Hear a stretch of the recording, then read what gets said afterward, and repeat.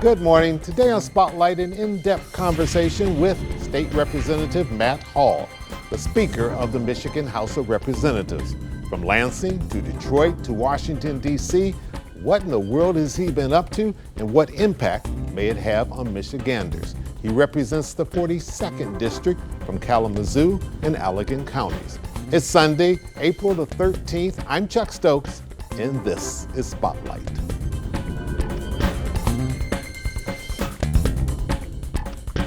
Mr. Speaker, you have had one heck of a week.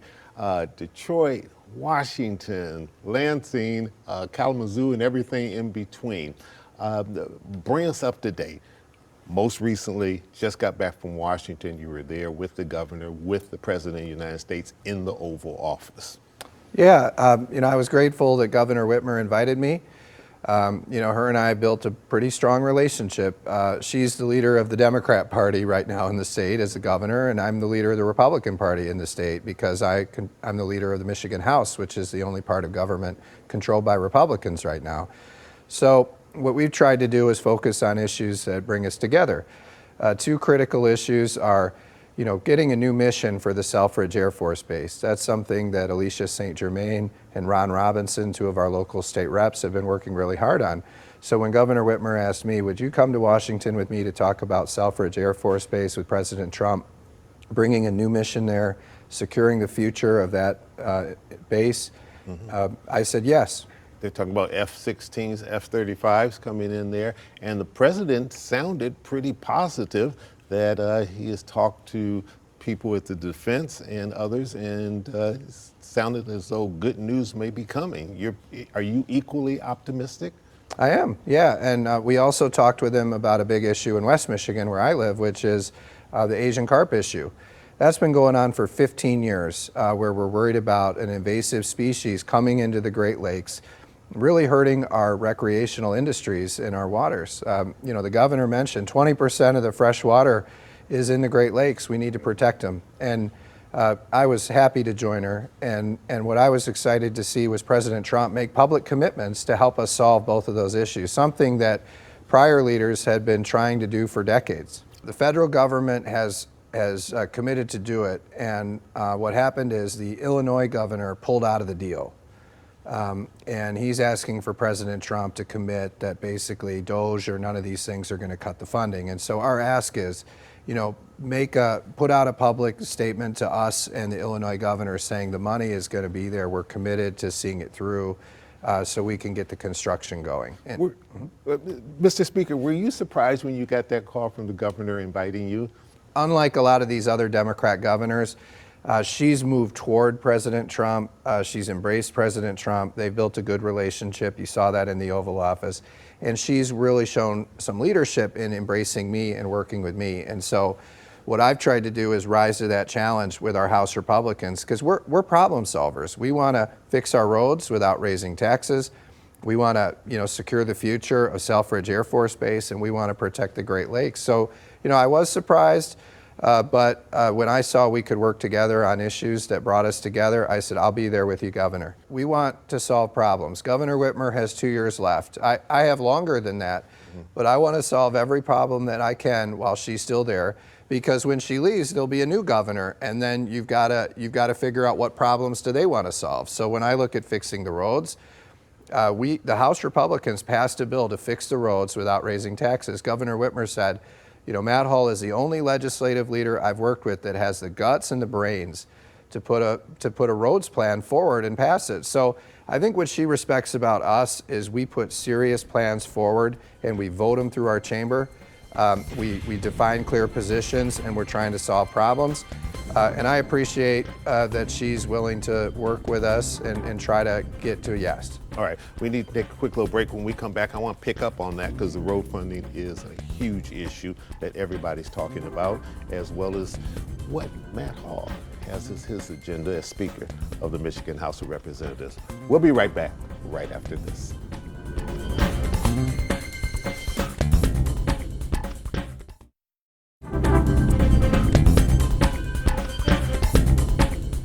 The House passed out the bill that they want in terms of funding the road, about $3 billion if you break it all down.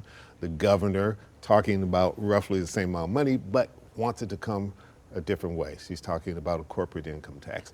That's a no-starter for you, right? And that's not something that we get through your constituency. Certainly the Michigan Chamber has said no new taxes. You want to do it with existing state funds? Yeah, so when you see these Democrats out there saying, complaining about Trump's tariffs and saying these are attacks on consumers, it's kind of interesting because a corporate income tax under that argument would also be a tax on consumers if the company just passes this down to their customers. So, you know, I would just say this. We've shown how we can fix the roads without raising taxes by setting better priorities. That bill moved through the House bipartisan with Republicans and some Democrats voting for it. We do it by prioritizing the roads and the local roads over the big corporate giveaways. Under Governor Whitmer, there have been some programs that were tried that gave hundreds of millions of dollars to big corporations in our state. In order to protect those programs, Governor Whitmer proposes a corporate income tax increase on everybody. I would say let's just stop giving the special giveaways to the 10 or 12 most connected companies in Michigan, and instead let's just put that money into roads. We don't have to raise anybody's taxes. And then the last piece of our roads plan is to dedicate all of the money collected at the pump to roads, all of it. We collect a very large amount of taxes at the pump, and a very low percentage of that compared to other states goes to roads. Let's put all of it into roads. If we do that, we can fix the roads, but we have to set that as a top priority, which the House Republicans believe we should. Mr. Speaker, where can you compromise? Because the governor's here, House Republicans are here. You got to come somewhat to the center. You've been there long enough to know it's a negotiating process. What are you willing to give up in order to get the governor to give up something on her side so that it's a win-win for both? Yeah, well, I'd say number one, you know, we have a budget coming up, and so what I want to show the governor is how we can fit this into the budget. Because we all have that concern when somebody... Her concern is that the cuts you are talking about, or doing it your way, is going to cut into programs that have been near and dear to her and her Democratic administration. Right. Yeah, and so first I want to show her we can do it, right? I'm going to prove that to her and work with her behind the scenes on that.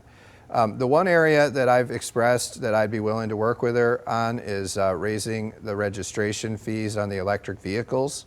I've run the numbers on this. It's a $150 upcharge on your registration if you have an electric vehicle. But the average person that drives a gas car is probably paying more like $300 or more in gas tax. So we can raise the electric vehicle registration fee to bring fairness. And that would be an example of a tax increase that we would do to help Governor Whitmer in a compromise. Is it fair to say that you and the governor are talking directly on this, or is it your people talking to the governor's people? Where are we at in terms of actual negotiations? Right? Yeah, her and I are talking, and our staff are talking too through a lot of the inner workings and the details. And you have the type of relationship with this governor where you want to reach her, you pick up your cell phone, you call her, and vice versa? Yes, yeah. Governor Whitmer picks up the phone when I call, or she texts me and gets right back to me. So, you know, I appreciate that relationship we built. And really that has been very helpful in when we solved the earned sick leave, where we protected sick leave for Michigan workers and ensured they had jobs earlier this year. When we fixed the tip credit to keep the restaurant workers getting their tips and to keep our restaurants open here. You know, that relationship played crucial in getting that done in February. All the talk is about President Trump's tariffs and the impact that it may have, one, on the overall economy, but also for our state, near and dear, manufacturing, and our relationship, particularly with Canada, because we're a border state, which you know all too well about. Is the president being really smart as a fox on this, or as his press secretary said, the art of the deal, Or is this just absolute chaos and he doesn't seem to know from day to day what he's doing? What's your interpretation? Because I saw you put out a statement just the other day and you said President Trump has always been a champion for Michigan.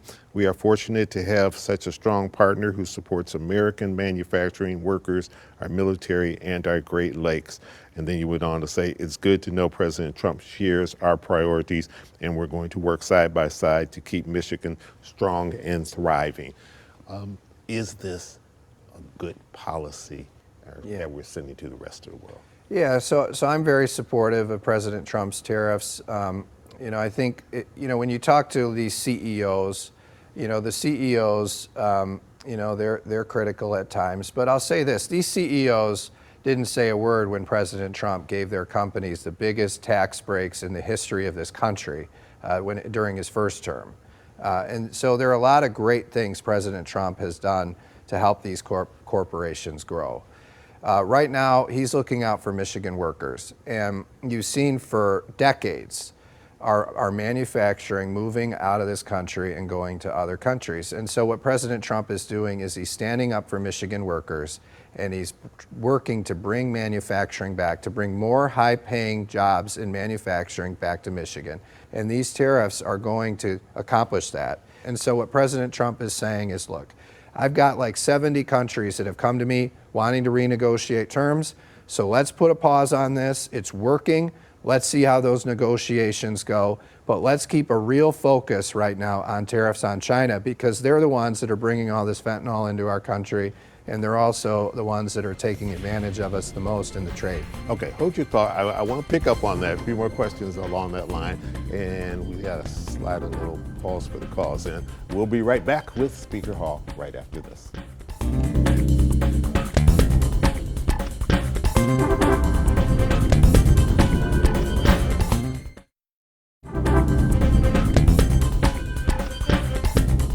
Sounds like what you're saying, and don't let me put words in your mouth, is that this may be painful for a little while. It may have the stock market going back and forth for a while, but that America has been taken advantage of for such a long period of time that we've got to do something long to make sure that long term our manufacturing base and the things that we make and produce here are good for us, and that we've let it get out of whack through multiple administrations, Democrats and Republicans, and President Trump is the only one finally taking the bull by the horn. Have I characterized that right?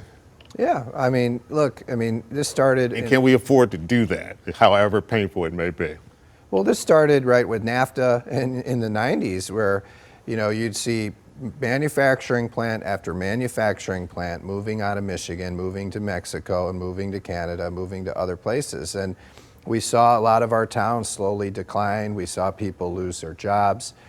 We see Michigan's population has declined pretty much ever since then. So this has been a big problem, and the solution needs to be to do something like tariffs to push back and say, we're going to make it more expensive for you so that you don't have the incentive anymore to move overseas. And in fact, we're going to push you to move back into Michigan and move into the United States. And we saw, I think GM announced some new initiatives in Indiana. What I'm focused on is how do we get those companies to come to Michigan? And we need better regulatory policy in Michigan. We need good tax policy in Michigan, and we need good infrastructure in Michigan. If we can do the fundamentals in Michigan, then President Trump's policies are going to bring a lot of manufacturing back here.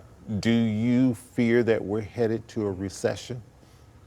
I think that President Trump is doing everything he can to bring manufacturing back to our state. And these are not easy things. That's why nobody else has done it. But President Trump is a leader that is fighting for Michigan manufacturing, and you are going to see these tariffs are going to bring a lot of jobs and work back here to Michigan, high-paying careers, and will help make Michigan the auto manufacturing leader of the state or the country once again. Mr. Speaker, when you go back to Kalamazoo or Allegan County, what are you hearing from your constituents? They're raising questions. I get that. But, President Trump won the last election when all of that stuff and noise was going on. I think that President Trump has clearly explained what he's doing is trying to bring manufacturing back to the United States. And in order to do that, we have to have these tariffs. And you've seen Sean Fain, the UAW, even embrace some of these things. Yes, so the workers, I think they didn't trust. make some Democrats happy, but he took that position. Yeah. Right. Even though he has criticized President Trump on other things, he's with him on this. Right. And you know, and he would acknowledge these guys will take a lot of the profits and they'll put them into their company. And what President Trump is doing, I think he has the trust of the people of Michigan who elected him to give him some room here to try something different, to bring jobs back. And so that's what he's doing. What do I hear about? You know, I'm hearing a lot about the issues that we're working on, right? Fixing the roads. This time of year, we all see that the roads aren't going very well. I think people think their taxes are too high. That's why the Michigan House voted recently to reverse the Democrat income tax hike that started last year. We even got 7 Democrats to vote to do that. So as we approach our state budget, we want to fix the roads without raising taxes. We want to reverse the Democrat income tax hike, and then we want to make big, new, transformative investments in local public safety. And we'll be back with more questions to Speaker Hall right after this.